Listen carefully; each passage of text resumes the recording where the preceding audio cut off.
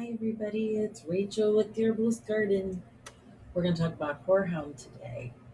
Horehound, particularly white Horehound, is traditionally used for digestive issues, cough relief, and an appetite stimulant even.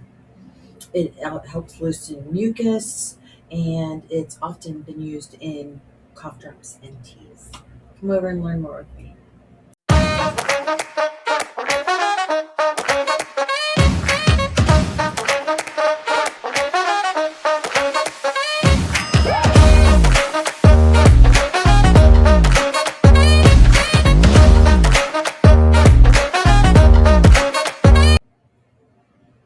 Hey everybody, just finishing up my lunch. So, we're going to be talking about Marubium vulgare, Horehound. It's a plant. Just saw the pictures at the beginning. So, my disclaimer: I am an herbalist. I am not a doctor. Always do your own research. Super important. I mean, even Benedict Cumberbatch agrees. So, have you ever heard of Horehound? I had not until a couple years ago. We were in a Cracker Barrel, and they sell lozenges of Horehound.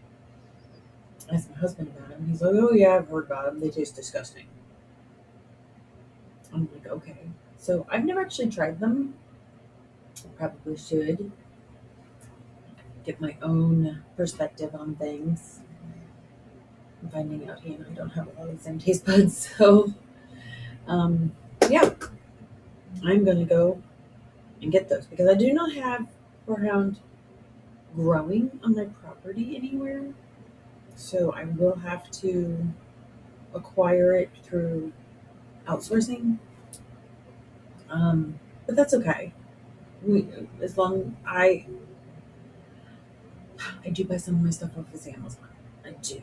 I don't like it, but there are small businesses that sell through Amazon too, and I try to look for them. And I try to look on Etsy, obviously small businesses, and if I can find them for a better price, obviously go with them. Try to help small businesses first and foremost when purchasing your stuff. Obviously, if the prices are better somewhere else, we have to have money. So, okay. But yes, small businesses first, corporations and oligopolies will go next. So, for centuries, people all over the world have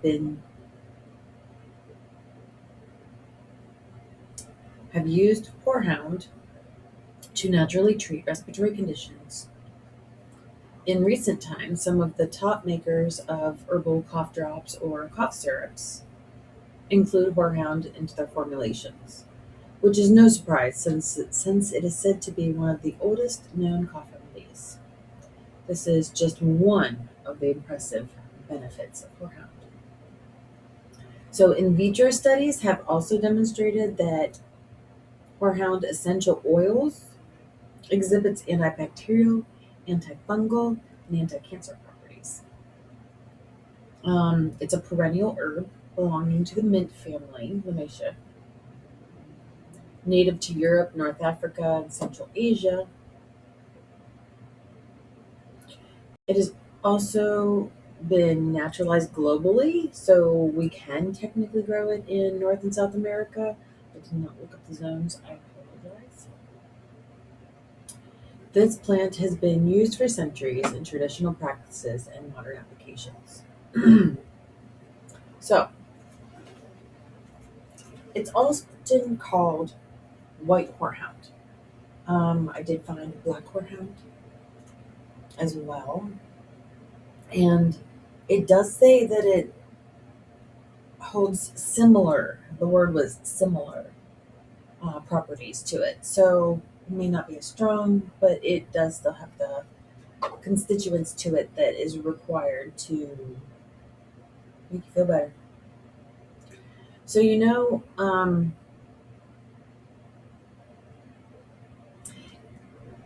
it's a bushy plant, and some people have called it houndsbane, maribum. Eye of the Star, Seeds of Horus, Marvel, apparently, and Bull's Blood. So if you've ever heard of those, that's Horehound. And it's a perennial, so it'll come back year after year. And let's see. Apparently, the black horehound smells more. It's a smellier relative to the white horehound.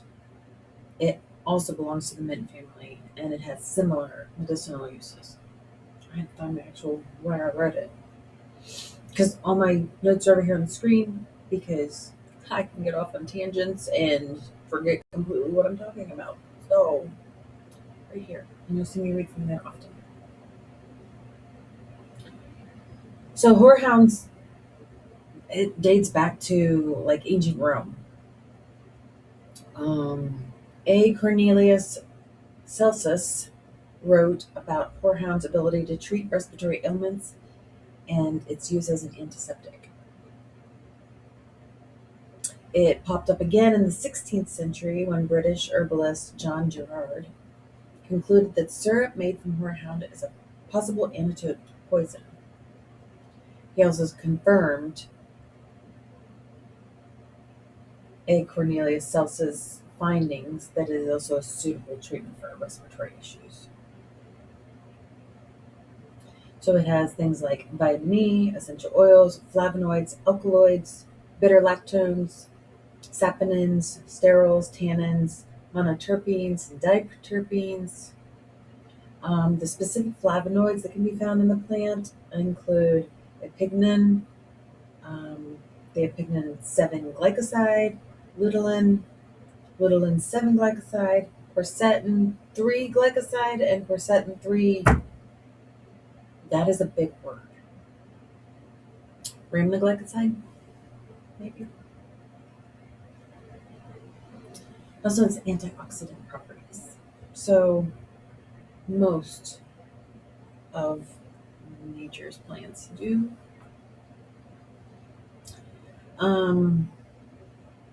A combination of animal and laboratory studies have shown that horehound has antioxidant properties. Antioxidants, as we know, helps neutralize free radicals that are known to cause cell damage, and free radicals are molecules that contain an unpaired electron. Free radicals cause oxidative stress. It is considered to be the primary cause of aging in a wide variety of human diseases such as cancers, diabetes, neurodegenerative disorders, and rheumatoid arthritis. Okay? So, as we know, also, every plant in nature is anti-inflammatory. The only way it's not anti-inflammatory is if you're allergic to it, because then it'll give you a histamine response, which is often inflammation. So there's the reason. One of the things that could make it so that something is inflammatory instead of anti-inflammatory. But super rare. Most people do not have allergies to these kind of things. There's so much. There's so much. We're going to continue. So, anyways, Horehound, we know it is an anti-inflammatory. It has helped with arthritis pain, improving circulation, reducing inflammation in the blood vessels. Greatly benefits the whole body, making it easier for the blood and oxygen to reach all the organs and reducing pressure on the heart, right? Because when pressure is taken off the heart, instances of strokes, heart attacks, heart disease, all that kind of stuff are greatly reduced. It also reduces inflammation in the respiratory system, helping soothe sore throats and relieve irritation. A combination of lab research and animal studies show that horehound has strong anti-inflammatory activities. We know all this.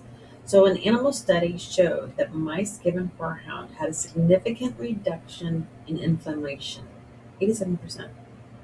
Another animal study found similar anti inflammatory properties. They also found that it has anti inflammatory action similar to that of aspirin. A test tube study examining various compounds in Horehound, including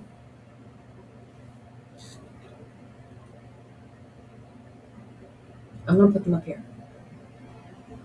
found that these compounds inhibited the formation of hormones such as prostaglandins um, that contribute to inflammation.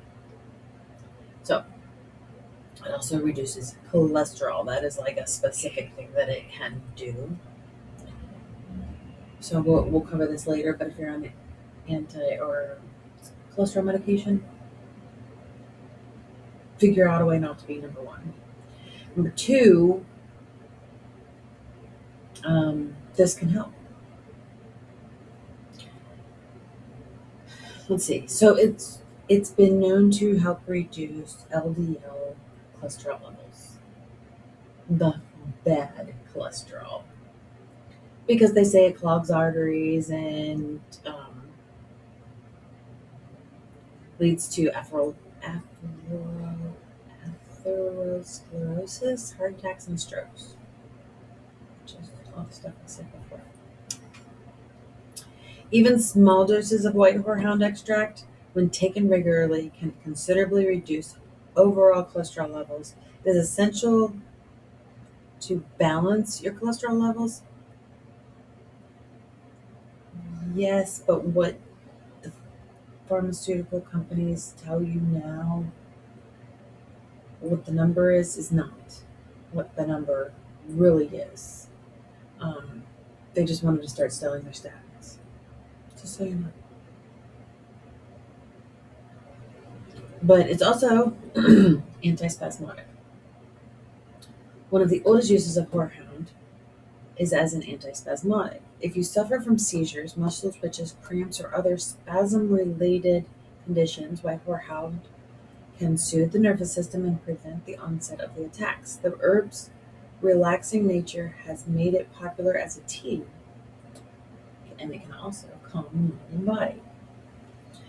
But because it's an antispasmodic, guess what it's going to help with muscle cramps? By drinking a tea made from horehound leaves, you can relax the nervous system and body, greatly reducing spasms. It also, ladies, will help with menstrual cramps.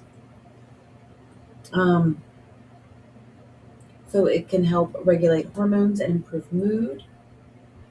Um, it's a painful solution to painful menstruation. So it will basically reduce the pain of the intense cramps and also just helps with mood swings in general. It balances blood sugar levels, so it helps with diabetes. Um, some, some research indicates that Horehound may help reduce blood sugar levels. Horehound helps the body handle sugar by improving the body's response to it, as opposed to going haywire when large doses of sugar are consumed. It will help diabetics get a better handle on their glucose levels. So when the researchers have shown that when Horehound is introduced to the system, a body is better able to handle large influxes of glucose without flooding the system, resulting in the common sugar rush or sugar crash.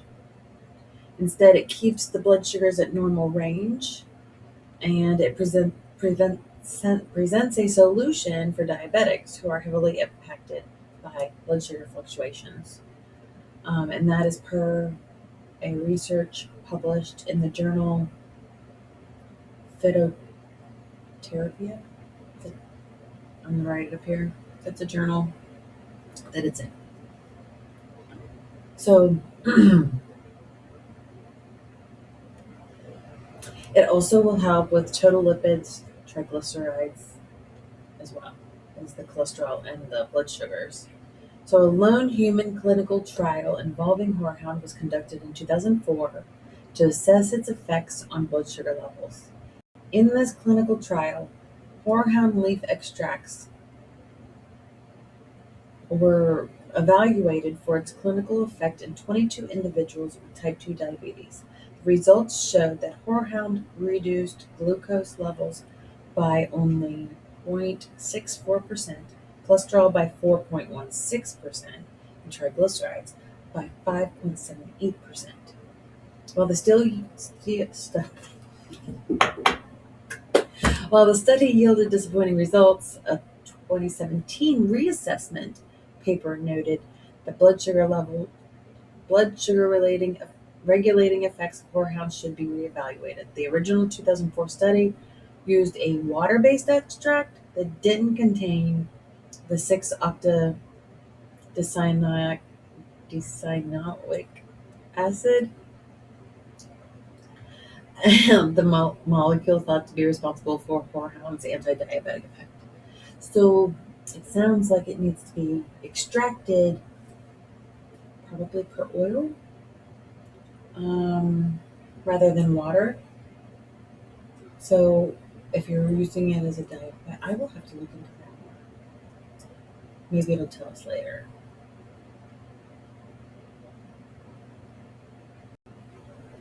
Okay, I have thoughts. I'm holding them. Along with all other impressive benefits of white horehound, it is very effective at addressing gut issues, namely constipation and digestion. Obviously, we know it's anti-inflammatory, but combined with its natural antiseptic qualities, it can help clean the gastrointestinal tract and improve its function. By eliminating inflammation in the colon, you help prevent constipation, excess bloating, flatulence, and even hemorrhoids. It does have a bitter taste, and that's probably why people tend to not like it. But that bitterness,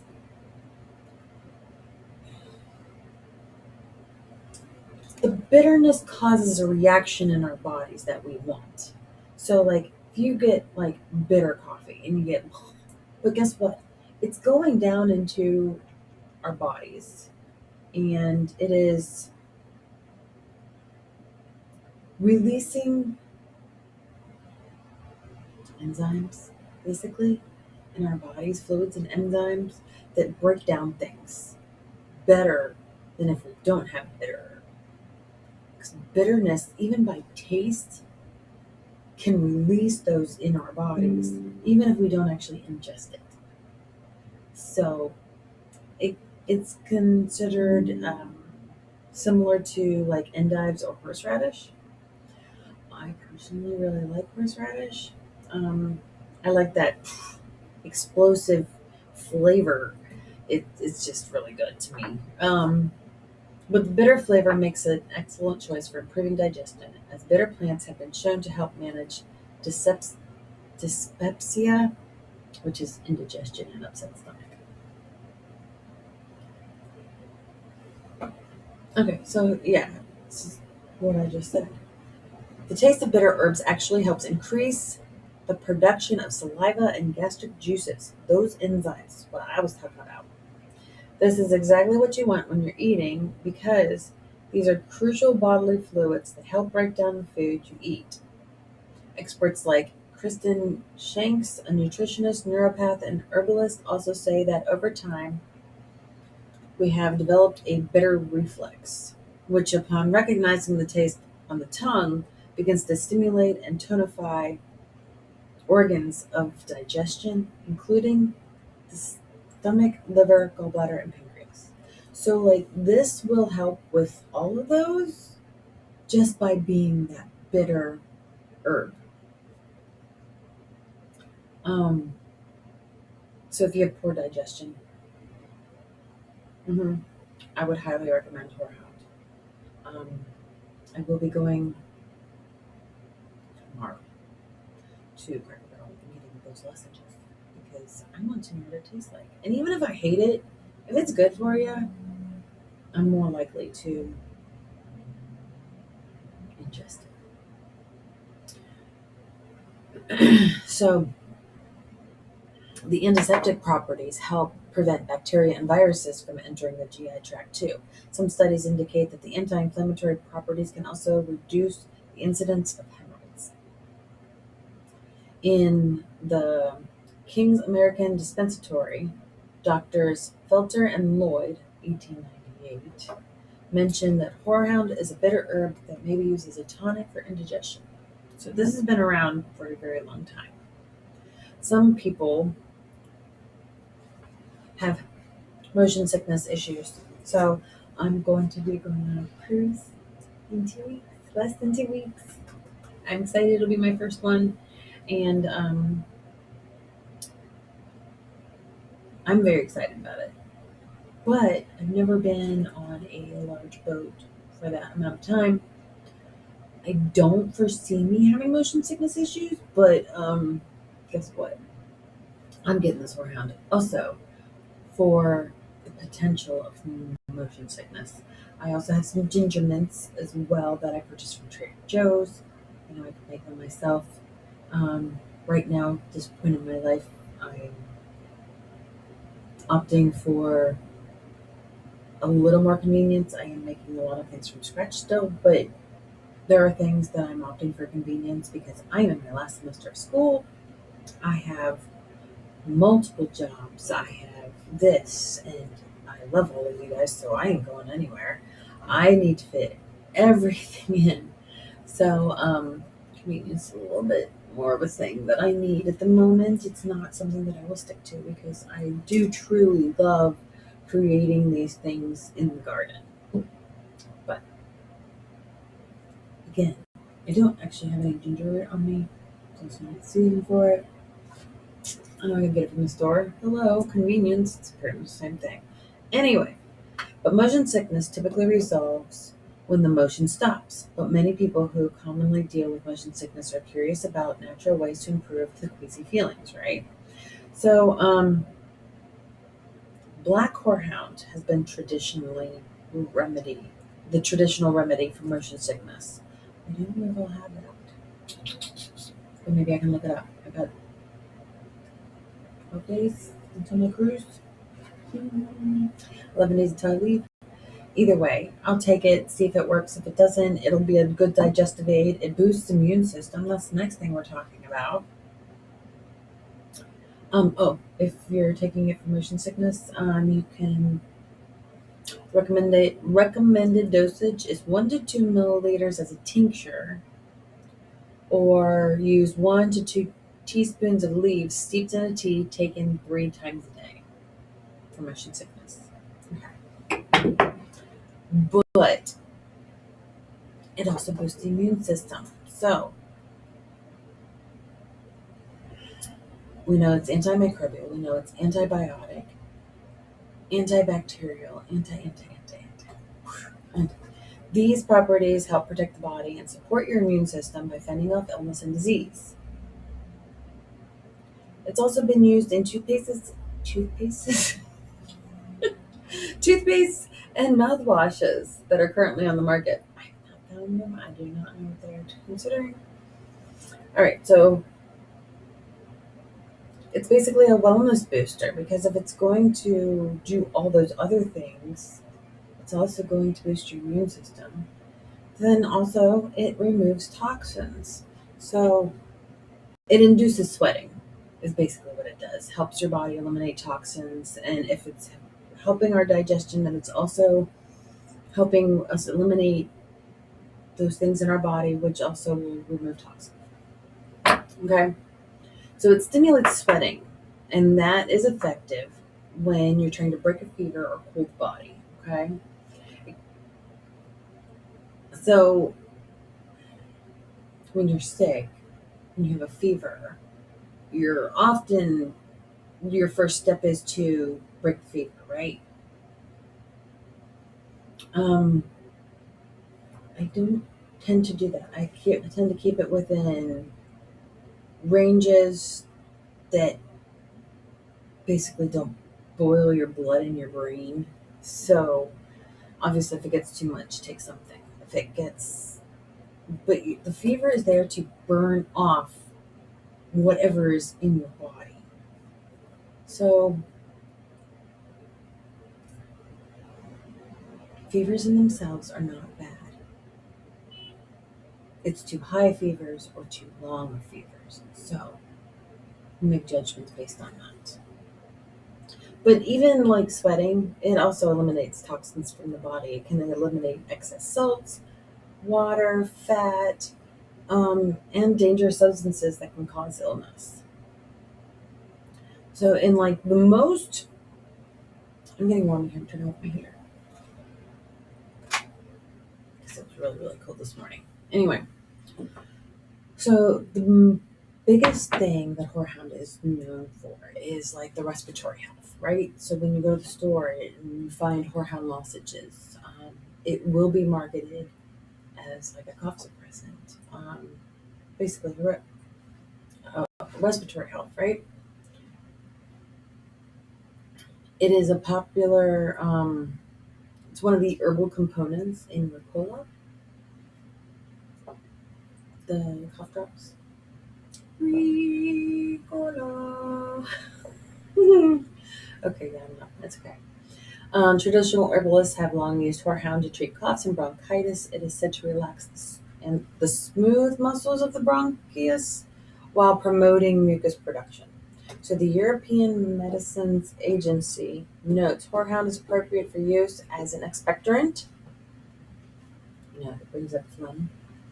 In patients with coughs associated with cold, Germany's Commission E has also approved horehound for the treatment of bronchial problems.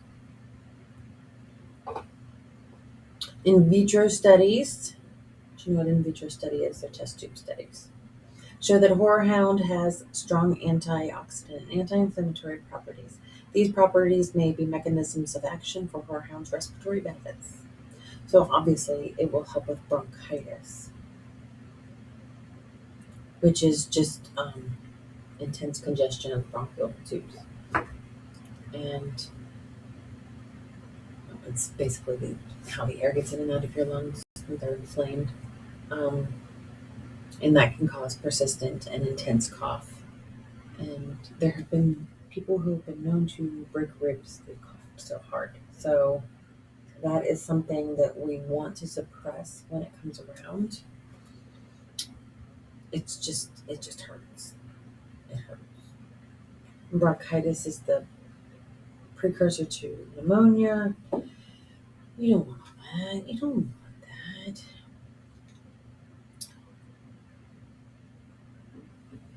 It also promotes vasodilation. So vasodilation occurs when smooth muscle and blood vessels relax, widening their vessels, and that promotes better flow of oxygenated blood. So it is an appetite stimulant. And people struggle with lack of appetite for various reasons, including stress, pregnancy, hypothyroidism, metabolic problems, liver disease, and more. Bitter herbs like horehound have a long history of use as digestive tonics and appetite stimulants. Horehound's ability to improve saliva and gastric juice output makes it helpful for increasing the appetite. Now, if you're not wanting to increase your appetite, guess what? It's not going to really increase it that much. It is because often people who have appetite issues, it's because things aren't clearing. So if things aren't clearing, that's not sending the messages to your brain to say, hey, I'm hungry, I need bed. So it's help with the digestive system, also kind of like in a roundabout kind of way, helps stimulate the appetite. So there's more to that. There's more to that. I know there is. All right. So we're on. So how to use Horehound. Um, it's available in both health stores or online, obviously. You can buy it fresh dried powdered capsules, extracts, tinctures, or pressed juice. If you have time, you can make your own cough drops and syrups and teas out of it. People have also used it for flavorings. I'm not sure what. I really don't know the flavor yet. I mean, we all know how to make tea. It's like a teaspoon or two of the leaves, and if you want to improve the taste, add some raw honey and maybe some lemon juice to it if you want, if you like that. So the you can make it a tincture by adding your leaves, your plant matter, as I call it, fresh or dried, either way. I've done it both ways. I've had success both ways. There's a lot of people who have opinions either way. Figure it out. They're smart. I know you are. But anyways, and then you just add a few drops of the tincture to your water several times a day. It helps. So dosages depend on on the individual and whatever your health concerns are. There's no established dose range. For digestive problems, Horehound has been taken like 4.5 grams of the crude herb or maybe 2 to 4 tablespoons of a pressed juice daily. If you're feeling unsure about the dosage, talk to an herbalist. Or the, it's always the standard. Start low and work your way up. You will find out in a minute. We'll talk about precautions and dosage. Oh, wait, the dosage. We're going to talk about precautions. So the other things that Horehound can be useful for in a roundabout type of way is like the liver and the kidneys.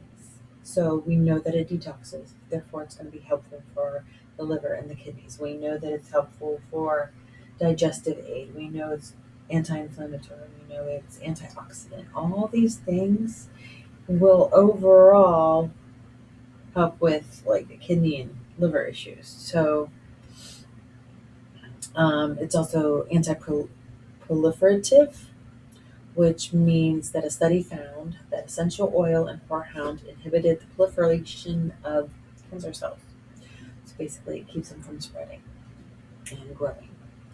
The antimicrobial activity um, has a lab study found that Horehound can kill gram-positive bacteria or the Botrytis cinerea fungus. Okay, cool. So, interactions and side effects. It's a thing with everything. There's always going to be someone in the world who's allergic. Do you know anybody allergic to mint? Anything in the mint family? I don't know. Let me know down below. So, because it's available in multiple forms. This also says the 4.5 grams of crude herb or 30 to 60 milliliters of pressed juice has been suggested. A tea prepared by boiling 1 to 2 grams of the herb in 200 milliliters of water, to 3 cups consumed daily. 25 to 40 drops of tincture, take 3 times a day. There's no standard. Start low, work up. Do your research. Consuming very large quantities of Horehound have been known to lead to vomiting. Don't do that. Don't do that. Because, I mean, if you're having large quantities and your body's already reacting to the bitterness of the herb and creating digestive juices and saliva, it's going to go bleh. Don't do that. Pregnant women should avoid it, and because it could stimulate contractions and it could stimulate menstruation and could lead to miscarriage. Don't do that. We don't want you to do that. They don't really know what they think about lactation, like breastfeeding. Do your research. There's more than what I found or what I'm telling you about today. That's why the links are below in the description of where I gleaned my information from. And there are so many more things that you can dive into. There's other like connective links to other studies and different things like that that you will find if you really, really want to dig deep. There's a rabbit hole to everything.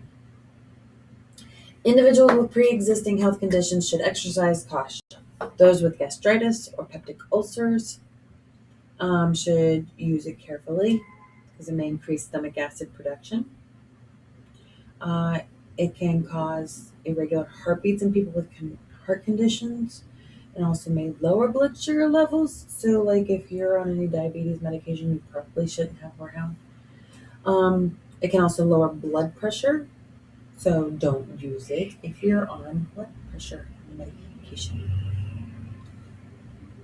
If you're on medications, really don't bother with herbs. It's just, you're safer that way. Unless you know a specific herbalist who can help you, which I can do that. I can do, if you have questions, I can do the research, like the dig deep research and find out for you. So it's not like I'm incapable. If you don't know anybody else.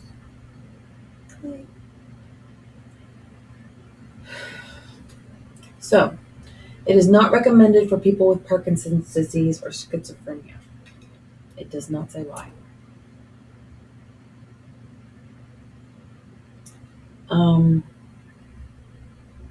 It is considered safe for most people when taken in food amounts and is possibly safe when taken for medicinal purposes. It is not recommended to ever take this herb in large quantities because it can cause vomiting. People using it topically have been known to cause that it's been known to cause contact dermatitis for some. Not recommended for pregnant nursing women, but moderate amounts of white horehound while nursing are likely okay. Check with your doctor or herbalist. Because, well, a doctor will tell you no. If there's any question, they will tell you no. But an herbalist will dig deep and find out for sure. Um, I have some stories there. Anyway, so, and also, before any surgeries, it's recommended to stop taking Horehound a minimum of 2 weeks before any sort of surgery.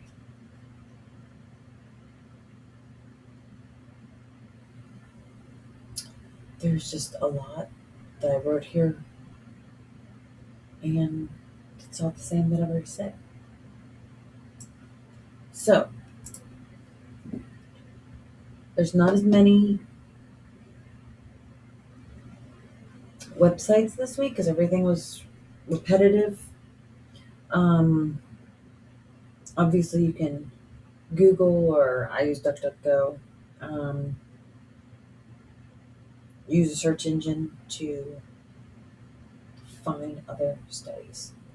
And a lot of these articles have studies built into them, and then there's also the links within the articles that link to the studies, and you can find them all and make your decision based off of your research.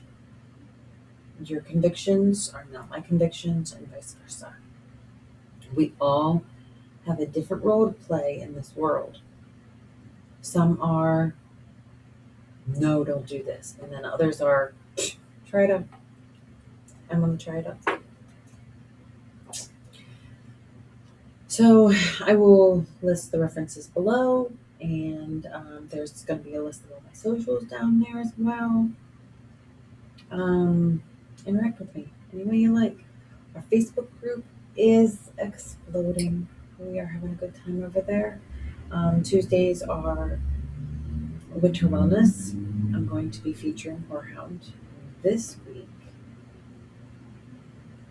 Last week, by the time you're seeing this, I'm recording this on the 20th. You are going to get this next week. So, anyways, the point is that do your own research.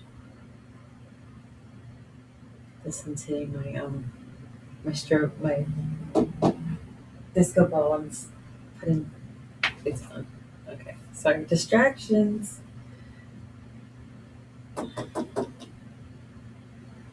Let me know if you have any more information on Horehound that I have not discussed.